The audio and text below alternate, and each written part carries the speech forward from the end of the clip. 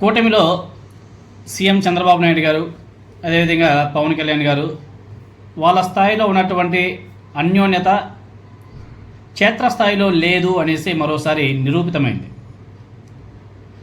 పవన్ కళ్యాణ్ గారు పదే పదే అంటూ ఉంటాడు, తెలుగుదేశం పార్టీతో 15 ఏళ్ళు పొత్తులోనే ఉంటాం, అదేవిధంగా జనసేన, బీజేపీ, తెలుగుదేశం పార్టీ 3 పార్టీలు కలిసే ఉంటాయి, 15 ఏళ్ల పాటు పొత్తు ఇలానే కొనసాగుతుంది, చంద్రబాబు నాయుడు గారి నేతృత్వంలో మేము పనిచేస్తాం అని చెప్పేసి పదే పదే అనేక మీటింగ్లలో కూడా చెప్పడంతో జనసేన పార్టీ శ్రేణుల్లో తీవ్ర నిరాశ కూడా వచ్చేసింది. పవన్ కళ్యాణ్ గారేమో హ్యాపీనే, ఎందుకంటే తెలుగుదేశం పార్టీతో కలిసి ఉండడం వల్ల ఆయనకి పదవులు వస్తాయి, ఆయనకి మంచి హోదానే ఉంటుంది, సో ఆయనకేం ఎటువంటి డోకాలే. కానీ కింది స్థాయిలో ఉన్నటువంటి క్యాడర్ పరిస్థితి ఏంటి, కార్యకర్తల పరిస్థితి ఏమిటి, ఆయన నమ్ముకున్నటువంటి ప్రజల పరిస్థితి ఏంటి, వాళ్ళకి న్యాయం జరుగుతుందా ఈ కూటమి ప్రభుత్వంలో అన్నది కూడా ఒకసారి పవన్ కళ్యాణ్ గారు ఆలోచన చేసుకోవాలి. మరి ఎందుకు ఆయన ప్రతిసారి కూడా పొత్తు ఉంటుంది అంటున్నాడు తప్ప క్షేత్రస్థాయిలో తన మనసులో ఏ విధమైనటువంటి సమస్యలు ఎదుర్కొంటున్నారో వాటి గురించి మాత్రం మాట్లాడడం లేదు. తమకు కనీస గౌరవం కూడా ఇవ్వలేదని చెప్పేసి నెత్తి నోరు కొట్టుకొని జనసేన పార్టీ రాష్ట్ర ప్రధాన కార్యదర్శి, అదేవిధంగా ఎమ్మెల్సీ నాగబాబు గారు లాంటి వాళ్ళ దగ్గర చెప్పుకున్నా కానీ ప్రయోజనం లేకుండా పోతుంది జన సైనికులకు, ఆ కార్యకర్తలు. ఈ నేపథ్యంలోనే క్షేత్రస్థాయిలో జనసేన మీద భౌతిక దాడులు పెరిగిపోయాయి. వాటిని కూడా పవన్ కళ్యాణ్ గారు, నాగబాబు గారు, మనోహర్ గారు పట్టించుకోవడం లేదు. రీసెంట్గా నిన్న రాత్రి అనుకుంటా తూర్పుగోదావరి జిల్లా కొవ్వూరులో దారి కాచి మరీ జనసేన పార్టీ నాయకుల మీద తెలుగుదేశం పార్టీ తీవ్ర దాడి చేసింది.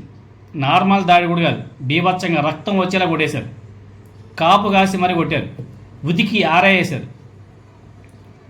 జనసేన పార్టీ నాయకుల్ని నడి రోడ్డు మీద తెలుగుదేశం పార్టీ నాయకులు, కార్యకర్తలు పిచ్చిగా కొట్టేశారు.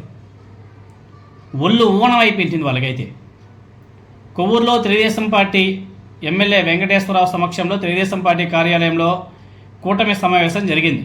ఈ సమావేశంలో తమకు నామినేటెడ్ పదవుల్లోనూ అలాగే ప్రభుత్వ కార్యాలయాలకు వెళితే కనీస మర్యాద దక్కడం లేదని చెప్పేసి జనసేన పార్టీ నాయకులు వాపోయారు, బాధపడ్డారు. ప్రభుత్వంలో భాగస్వామిగా ఉన్నప్పటికీ ప్రతిపక్షంలో ఉన్నట్టు ఉంది అనేసి జనసేన పార్టీ నాయకులంతా కూడా వాపోతున్నారు, ప్రశ్నిస్తున్నారు.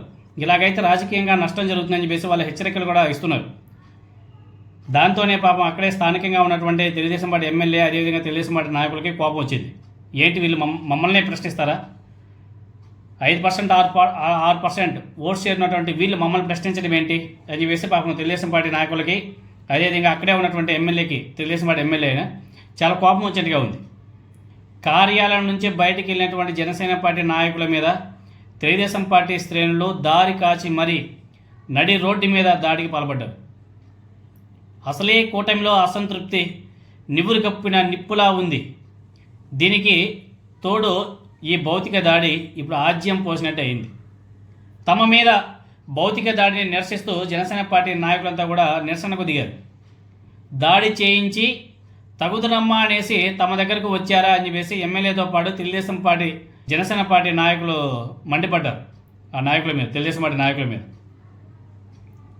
ఉతికాల్సిన చోట ఉతికేశారు, ఉతికి ఆరేసారు, తగుదనమ్మా అని చెప్పేసి ఇప్పుడు వచ్చి మా దగ్గరకు వచ్చి మాట్లాడతారా అని చెప్పేసి ఆ తెలుగుదేశం పార్టీ నాయకుల మీద, సభ్యుల మీద జనసేన పార్టీ నాయకులు మండిపడ్డారు. నిరసన చేస్తున్నటువంటి జనసేన పార్టీ నాయకుల దీక్షా శిబిరంలో కాసేపు అక్కడ ఉద్రిక్త వాతావరణం కూడా నెలకొంది. డిఎస్పీ గారు ఆ శిబిరానికి వెళ్ళి దాడి చేసిన వారి మీద కేసులు నమోదు చేస్తామని చెప్పేసి హామీ ఇచ్చి సర్దుబాటు చేసే ప్రయత్నం కూడా చేశాడు. సో ఆడికి అయిపోయిందనేసి అందరూ కూడా అనుకుంటున్నారు, కానీ అది అవ్వదు. మరి ఎవరు ఎంతవరకు వెళ్తున్నాయో చూడాలి. పైనేమో పవన్ కళ్యాణ్ గారు, అదేవిధంగా నారా లోకేష్ గారు, చంద్రబాబు నాయుడు గారు బాగా కలిసి మెలిసి తిరుగుతున్నారు. క్షేత్రస్థాయిలో ఏమో పాపం జనసేన సైనికుల్ని ఉతికి ఆరేసి బండకేసి ఉతికినట్టు ఉతికేస్తున్నారు, మామూలు గుడిగారు. ఈ వ్యవహారాలు ఎంతవరకు వెళ్తాయనేది చూడాలి ముందు.